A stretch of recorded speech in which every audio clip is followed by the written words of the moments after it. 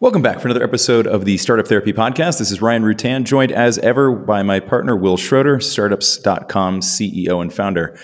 Will, there's this narrative in startup land that we've talked about before, which is growth,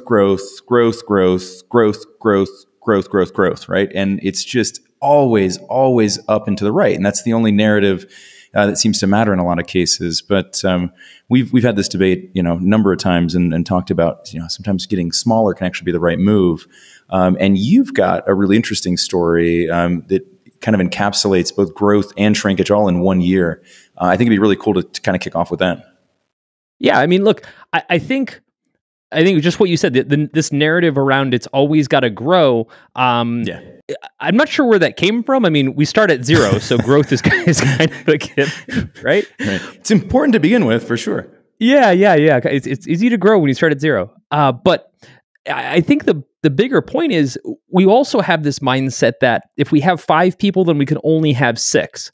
And I think what we should explore today, and I think what's worth digging into, and I'll certainly share a story where I learned this firsthand, is that we really need to be thinking about the startup, especially in these times, as the right size for the right moment. And sometimes that's bigger, sometimes that's smaller. We all seem to understand bigger, and I hate to say it, but I think we just take that as an assumption. Like if we're adding people, then we must be doing something right.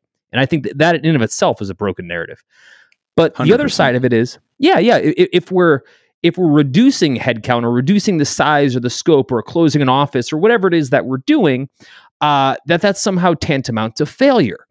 And I just don't think that's true. And so what I want to talk about to start is an experience that I had at the very beginning of one of my first startups, a company called Blue Diesel, which was a web design agency. And we had a bizarre turn of events. Here's what it looked like. In roughly the beginning of January in 2007, geez, I'm going even further, 1997, I forgot the 90s still exists, in 1997, time machine, things are going okay, but not great. I'm about $100,000 in personal debt, which may not sound like a lot, but I was maybe 21 at the time. And at the time, we were doing everything right. We just weren't making any money. Right. And that happens. And so we're in a professional services business. So in good times, you don't make that much money. So when you lose it, you really can't get it back. On top of that, we're a startup. On top of that, we have zero capital beyond, whatever is on my Visa card as far as the unspent balance. And so we're sitting in our offices and I have this conversation with the team. And I said, look, guys, we're not going to be able to continue to operate the way we've been operating with the overhead that we've got for much longer. We're kind of out of steam. I said, but it sucks because we're building a really good book of business. We just landed some great clients. We had Chase as a client. We had Intel as a client. We just had these awesome clients, but we're not making any money. And I said, we need to trade growth for longevity right now. And at the time, I don't think any of us really knew what that meant because we'd been in business for like 2 years, but I really wanted to be in business for a third year. and we were sad to go. Yeah. And so I said, look, let's get rid of this office. We're going to have to cut back salaries. We basically have to make a ton of cutbacks, lean this thing up, and move back into my campus apartment. And at the time, again, nobody had families or anything else like that. Most of us were still in college at the time. So it wasn't that dramatic of a change. But relative to the dollars that we didn't have, it was all the money in the world to us. Yeah. Yep. It's the difference between being around and not. Yeah, exactly. And so we pack everything together, and the office was such a big deal for us. It was our first office. We bought our desks, we put them together, it was a big unifying moment. And it felt like all of that had kind of been stripped. And so it didn't feel great. However, we end up going back to my apartment. Working out of my apartment wasn't that awesome either. And it didn't feel like we were growing something. But then something really interesting happened. One of the clients we were working with was a traditional agency. An agency called GSW based out of Columbus, Ohio. They'd been around for about 20 years, had a relatively small staff, maybe 40 or so people, but a great agency. And we started having these advanced talks about what if we took the traditional side of the business and the digital side of the business and brought them together, which at the time was still a fairly novel concept. And we ended up merging the agencies. And then something really weird happened. We had an opportunity to pitch Eli Lilly, the pharmaceutical company, and had one of the most lopsided wins in agency history, about $250 million worth of business that would come our way, all in the same year. To put that into context, if you had that in cash, there wouldn't have been enough room in your college apartment to store it all. No, it wouldn't have. But it was such an incredible lesson where instinctively, Ryan, I think I knew that I wanted to trade longevity versus failure. Right? I'd rather be a smaller version of who we are, but be around long enough to see this through. And I loved what we were doing, and I cared about what we were building. And if I'm being honest, I didn't really have anywhere else to go. I would have been working at Blockbuster or something, if not for that. And so, but it was this really interesting thing where I would sit awake at night saying, "What did I do? Is this broken?" But then I kept coming back to this feeling that it's smaller, but it's not gone. And I started to think to myself after a while, what if this is just a blip and not a trend? What if this is, just a smaller version of who we're supposed to be? And now that we know what we know, we can build up properly. And it turned out that may have been one of the most valuable lessons, I think, that I ever kind of experienced firsthand. Now, it had a wonderful ending, right? But that wasn't really the point. The wonderful ending was a reason to stick around. But I think the real point to all of this is growth isn't something that's always, like you said, up and to the right. Growth is something that has lots of different dynamics, it has lots of different form factors. And I think we need to keep adjusting them until we get to where we're supposed to be. You know what I mean? Yeah, well, I think it's really important, man. I like this concept of trading growth for longevity. I mean, and of course, you can do both sometimes, but trading one wholesale for the other, trading growth for longevity. If you just decide, like, let's burn it all, if that bet doesn't pay off, you're in dire straits. You're done, right? If the bet says, hey, let's back off a little bit, let's slow things down a little bit, knowing that there's an essentially perpetual runway if you get things right sized, that is a sustainable and tenable situation. I mean, in your case, of course, hindsight's a lot easier to look at now, but with Blue Diesel, when you shrunk that back down, had you not done that, you may not have gotten to the point where you landed that huge client, right? You guys may have had to shutter things before you got there, and then that story ends very, very differently. So I think this notion that we need to make sure that we're putting ourselves into a position to be around, right, next year, the year after, the year after. And of course, growth is a part of that. But I think that, to your point, if we get myopically focused on growth, we can miss the opportunities or just not be around long enough to seize them. And of course, this isn't just a new founder kind of thing. We're still going through these, even with startups.com, and this is nobody's first rodeo. And yet we've gone through periods of growth and decline. And we've done that with very specific intent, which was to make sure that this business is bulletproof and ironclad, and that we're going to be around for as long as we need to be to achieve the type of growth that we want, which isn't just to say user count or money, but the value that we bring to the market, the team that we've built around us, all of those things, and some of them far less tangible than top line numeric growth, are still super, super important. And some of those you only achieve with time. And so buying yourself that time, I think, super, super important. Yeah, look, I think that it's critical to constantly look at the business and say, where can we add, but also where can we subtract? Yep.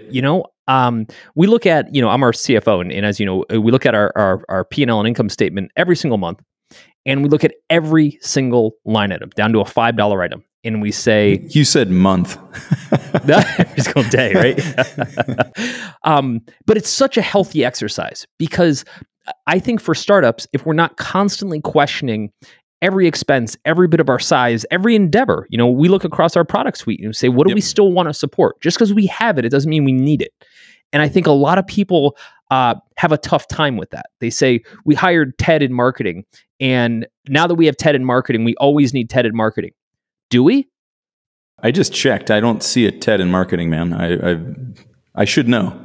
Yeah, I'm not trying to put good old Ted out of a job, but what I'm trying to say is, look, if we're not constantly, right-sizing the business, then it gets away from us. And, sometimes we have a cataclysmic event. We just had COVID happen, and you're watching, huge companies like Airbnb and Uber lay off massive amounts of people. Yes. Okay.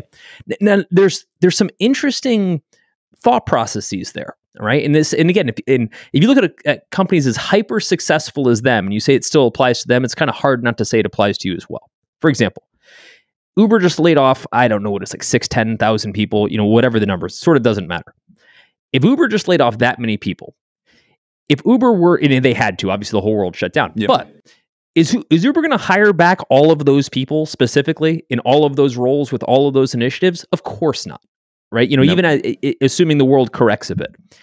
If that's the case, then wouldn't it be safe to say that Uber should have been making those decisions months and years ago? And wouldn't it be safe to say that maybe a better version of Uber is 10% smaller, right? Is 10% leaner? Yep. One of the things that Ryan, I've been interested in your thoughts. We've done multiple rounds where we've had to let folks go. We've had to, not really in a mass layoff situation, fortunately, or knock on wood, we haven't had that, but where we've said, hey, this team doesn't make sense, or this business unit doesn't make sense, what have you. But we've always said the same thing. Would we end up hiring those folks back? Also, by the way, not a knock on those folks. We're just talking about whether it fits for this business. And the answer is almost always no. And if the answer is no, doesn't that kind of tell you, like what you should be doing? Yeah. We just talked about this in the previous podcast, which was around looking for opportunities in recession, right? And we were saying that, in some cases, the recession can just be that alarm bell that goes off that reminds you, hey, it's probably time to do some cleanup. It's probably time to look around the house and see what we can put out beside the curb, in terms of initiatives, in terms of product.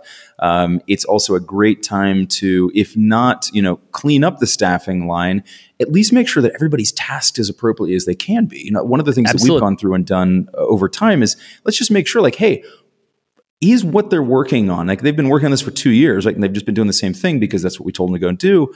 Is that still the best use of their time, right? And more important in a time of recession or a time of crisis, because the context in the work in which they do may have changed. And so at that point, really, really, really important to make sure that you kind of revisit what they're doing. But yeah, absolutely. There's not really a wrong time to do this. And as you said, we go through the P&L in detail at least monthly, if not 2 or 3 times a month as things happen.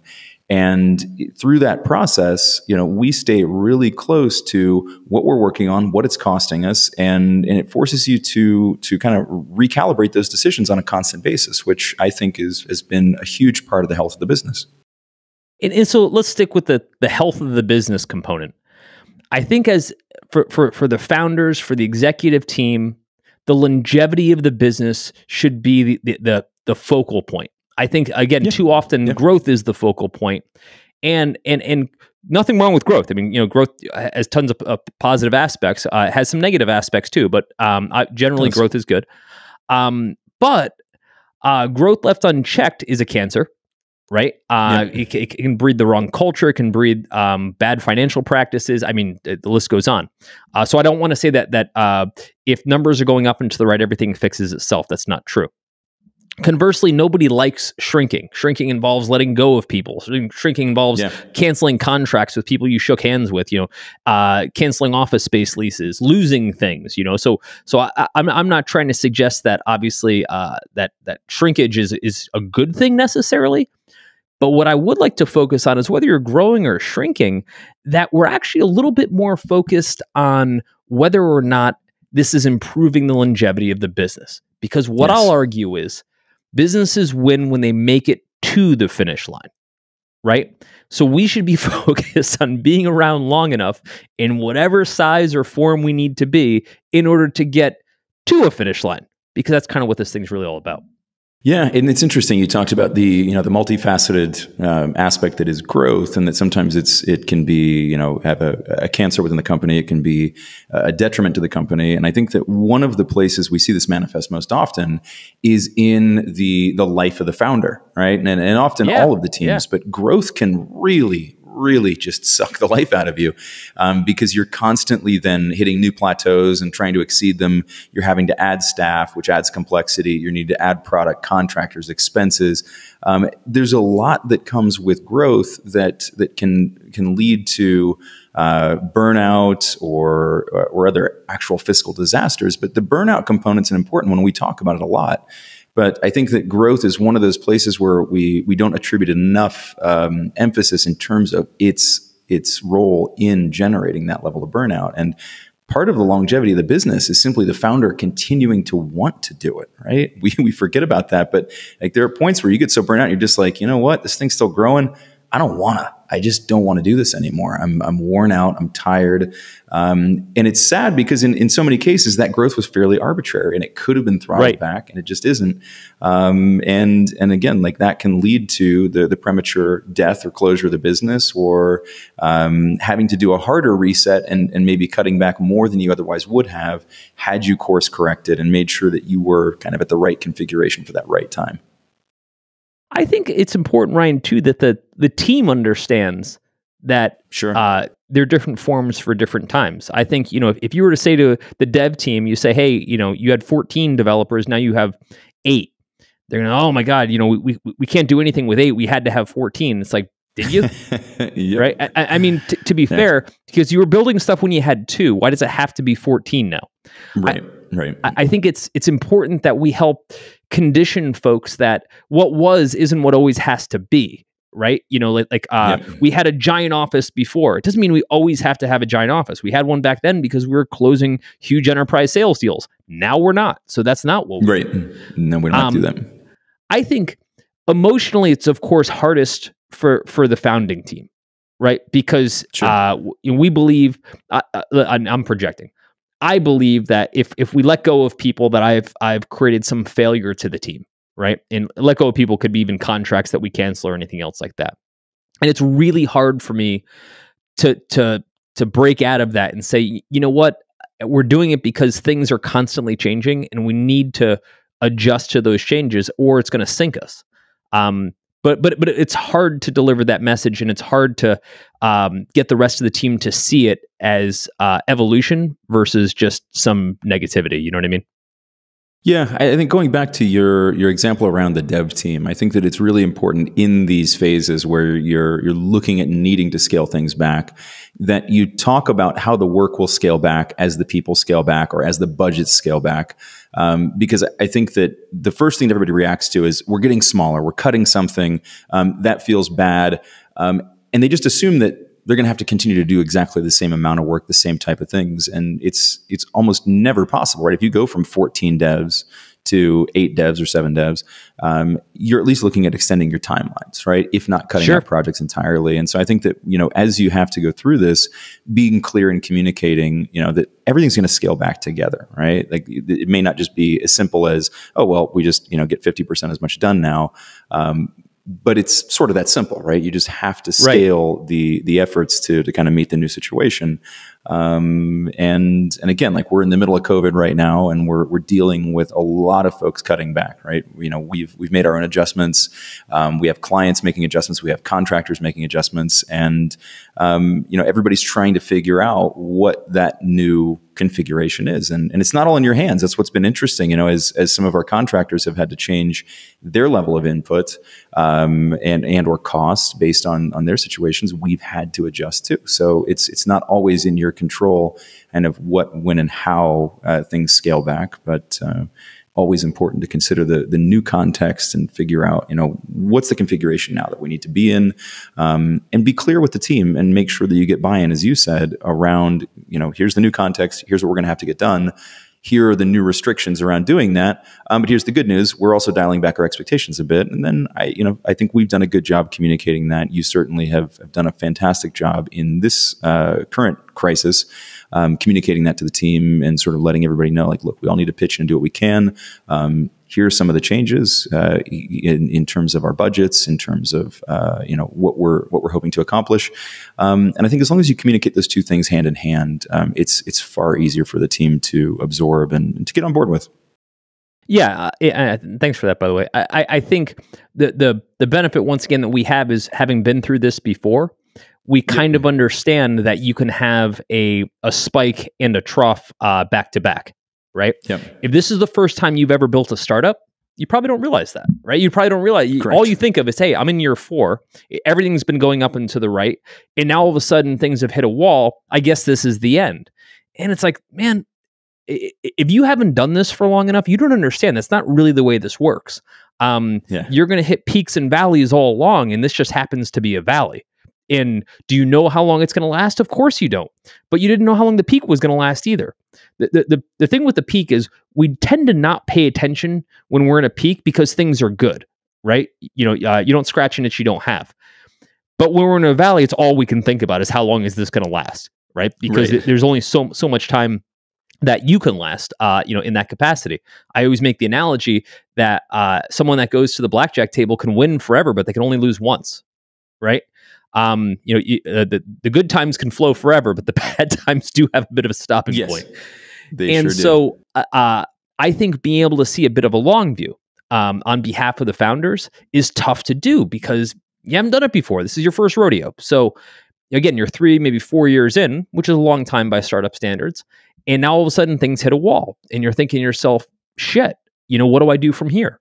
And the answer is you lean up, you circle the wagons, and you get ready for the next phase, right? And that might take a year or 2 years. Doesn't matter. That's just how this goes. It's not always up and to the right.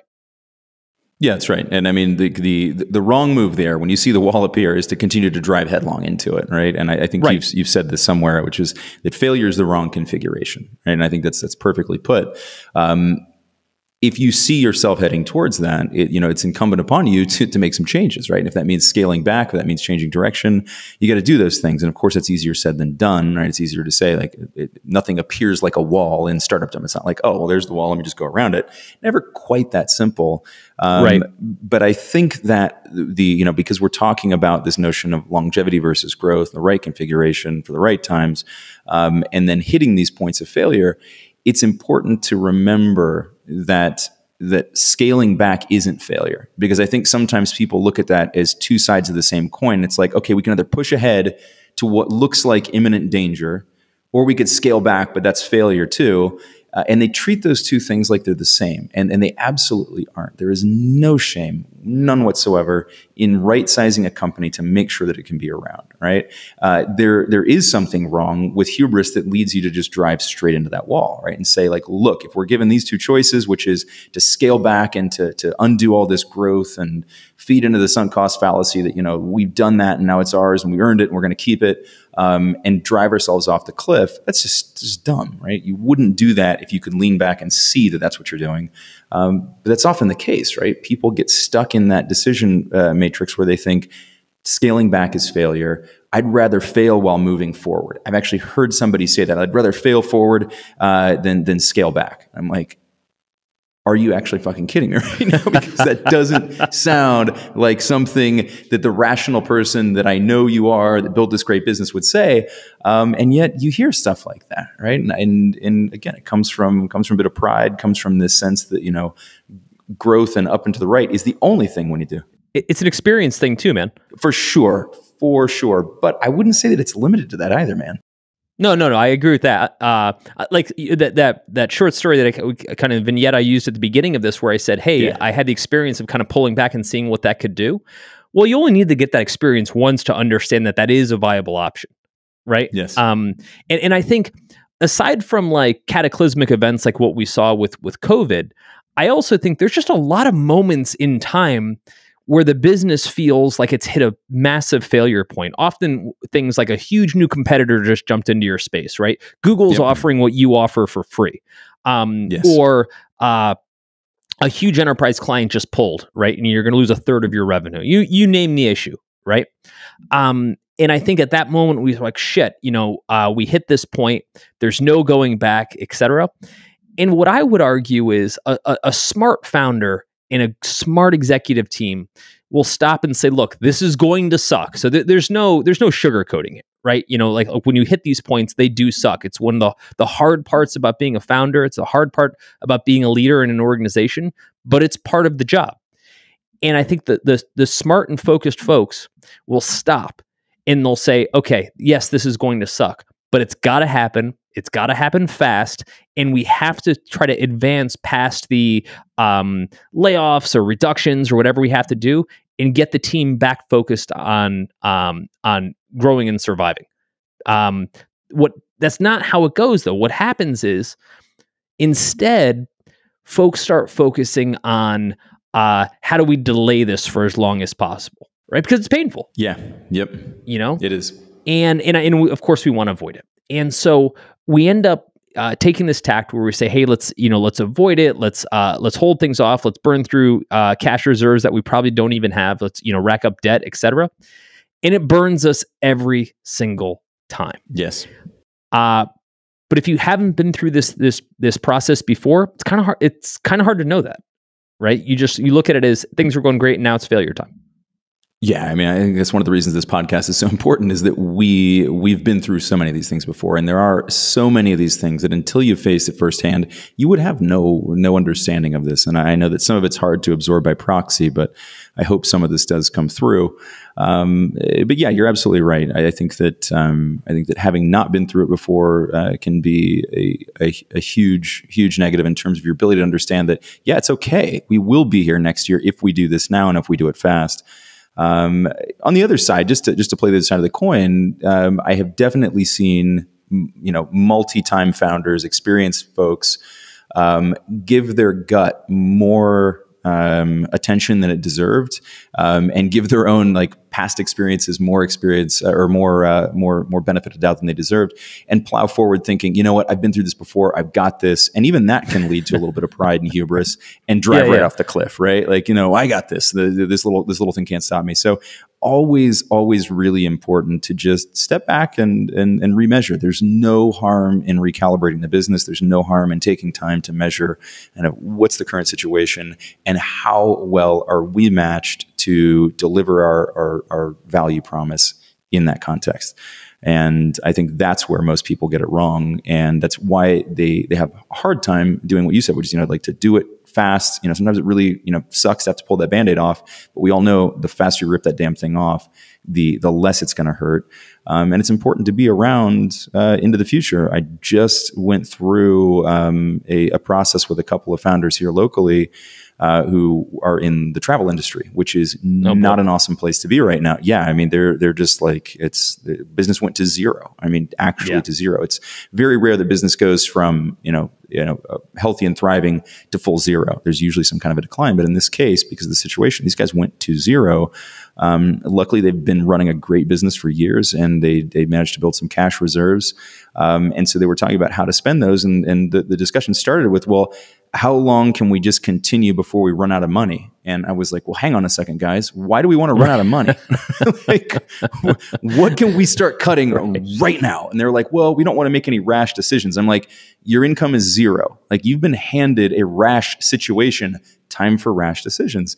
And we eventually kind of got around to it, but it was for all the right reasons, right? They were concerned about staff. And we said, well, okay, let's make a plan for that. Let's do whatever we can to make sure that you take care of your people in every way that you can. Let's cut every possible expense that you can. Let's look at everything you can do to right size this. It's a super weird situation. So for a period of time, you're going to be running a really weird business. And that's okay, as long as you're there when it comes back. Travel's not going away. It's just gone for now. And so it's super important that they're poised to come back. And that means reserving that cash and being ready to reemploy people and do all those things when the time's right, but not before, right? And not to simply say well, okay, let's divide our available cash across our burn rate and say, well, let's hope this lasts for less than 9 months because that's how much cash we've got, or 15 months or whatever it is. Right. Wrong answer, guys. Wrong answer. So yeah. I think that for the founding team, founder, what have you, the key here is not only to know internally, in your mind, you're kind of emotionally, that we have to make this thing smaller, change the form factor like we've been talking, et cetera. I think the other key is to also communicate that to the rest of the team. You see, yes, we've seen the numbers, right, Ryan? We know why the business should be smaller. Chances are the rest of the team does not. In other words, they know something's wrong. Right? They saw externalized events happen. They saw we lost a client, et cetera. But they're missing two really important pieces of information. The first piece of information is how bad is bad, we lost that big client, but what does that really mean? I think in the absence of information, people make up really weird shit. And I think if you let that fester, Yes, it they never do. ends well, right? I've never seen somebody make an accurate guess about how the business was doing when you didn't share any information with them. So the more information, the better. Nor have they ever given you a more favorable potential outcome than the actual one, right? Never. No, absolutely not. No. People tend to believe that the business has tons of money in the bank, and I guess we'll just start spending that, and that's never the case.